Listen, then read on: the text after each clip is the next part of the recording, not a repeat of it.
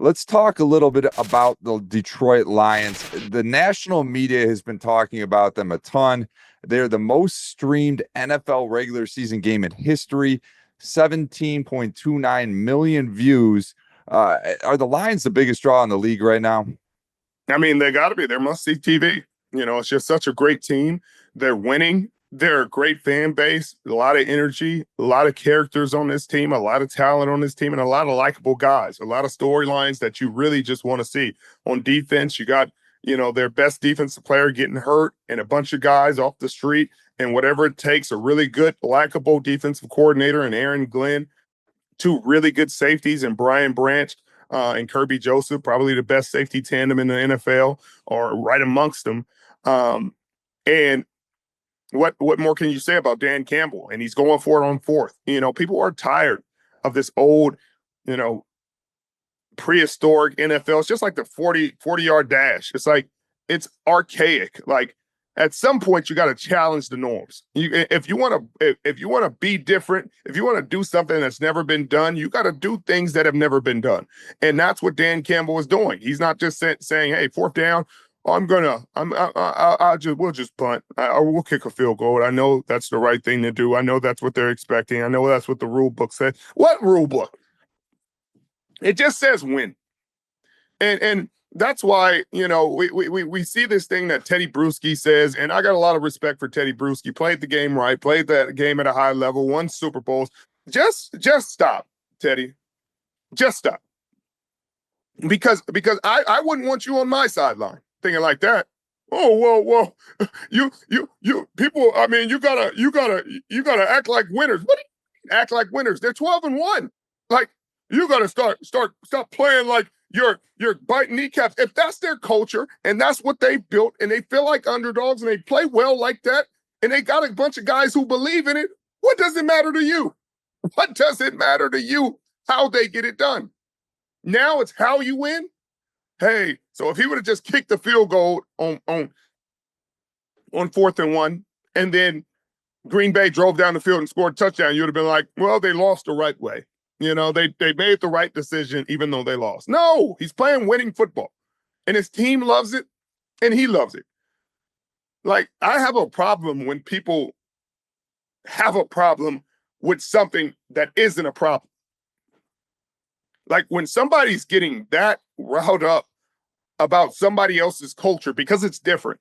And this applies to a lot of things in life. And I'm sorry, guys, that's just how I was raised. Different to me is fine.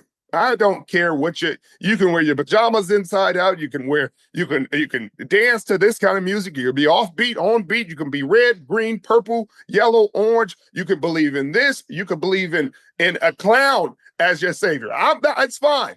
It's fine. Look, run your race. I'm going to run mine. Even if I don't agree with it, I'm not going to be taken aback by it. This culture that Dan Campbell has built, I'm impressed by.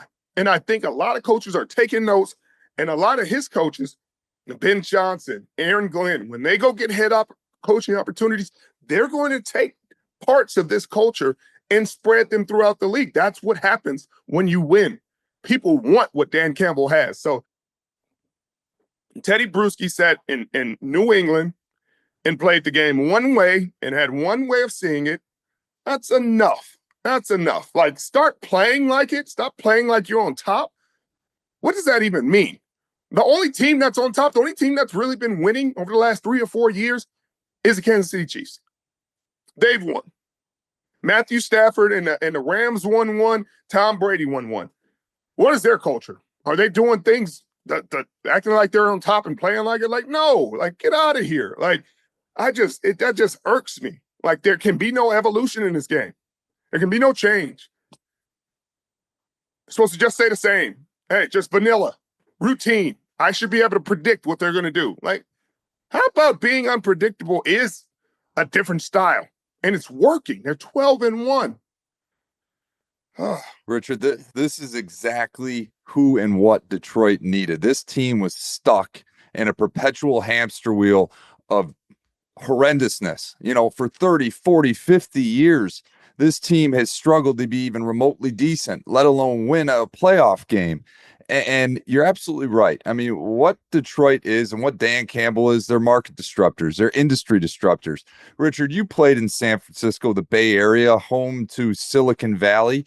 You know, the startups that make it, that VCs invest in, are the ones that are the best disruptors in a set market.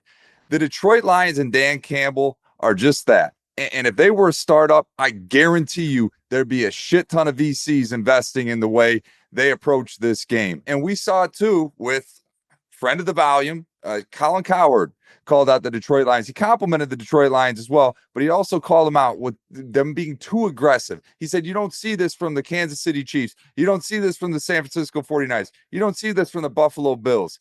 Like you said, Richard, there's only one team out of those three that's won a Super Bowl in the last 20 years.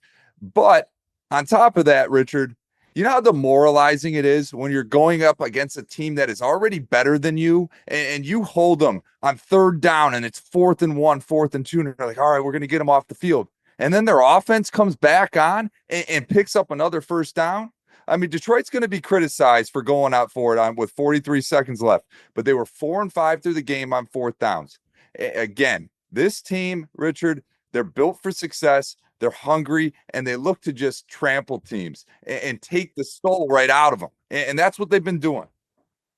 I just don't like when people comment on things that work because it's out of the norm. It's something that you're not used to.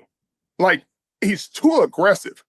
Like, get out of here. When it stops working or when teams get put out doing it exactly like you say do it, and they punt in the situations, they kick in the situations, you're like, oh man, they probably should have went for it there because it didn't work. Like, or you're like, hey, that's a great job because it worked. Like, you're just a critic. So at the end of the day, you're going to be right either way. Hey, eventually it's going to come to bite you in the butt. And if they win the Super Bowl, you're going to turn around at Colin and you're going to say, well, it's a good thing they were aggressive. That's what won them the Super Bowl. Every team should be aggressive. Like, that's what I hate about it because these are the same guys that'll say a guy is terrible one day, and then after the guy has consecutive 300-yard games, they'll tell you, I told you how great he was. It's like, what are we talking about? Like, get out of here. He's too aggressive. He's too aggressive. It's too aggressive when it does not work. Then you criticize. Hey, if they get stopped and lose, you say, might be a hair aggressive. Like, maybe you need to tweak that. Like, maybe it doesn't work in the playoffs. But right now, it's working. And it's worked all season long. And it's worked last season. So he's trying to get his team somewhere they have never been. So they're doing things that have never been done. Maybe this is their way of skinning the cat. This is their way of getting to a championship and winning a Super Bowl. And if they get it done like that, at the end of the day, you could still criticize them and say, I don't like this style. That's okay. You're not coaching it. You don't got to sit there and coach. And I hope you never get a team because y'all will get sent home every year because you're soft and not aggressive. And football is an aggressive sport. You have to make hard choices. If you go by the book and go by the standard and go by, what's predictable, then you lose. You talk to Andy Reid and Patrick Mahomes, they do go for it on 4th down. Quite a bit. They go for 2 random situations. Like, don't sit there and act like the Kansas City Chiefs have done this without being aggressive on 4th down. They have. They have many times. And we can talk about the Philadelphia Eagles and the tush push. They're another winning team that goes for it on 4th down and what they're 10-2. Like, there's a lot of teams that punt in these situations that don't go for it on 4th down. Guess what? They're going to be picking in the top 5 at National Football League's draft. So congratulations. You're doing it the way Colin wants it done. See how that's working out.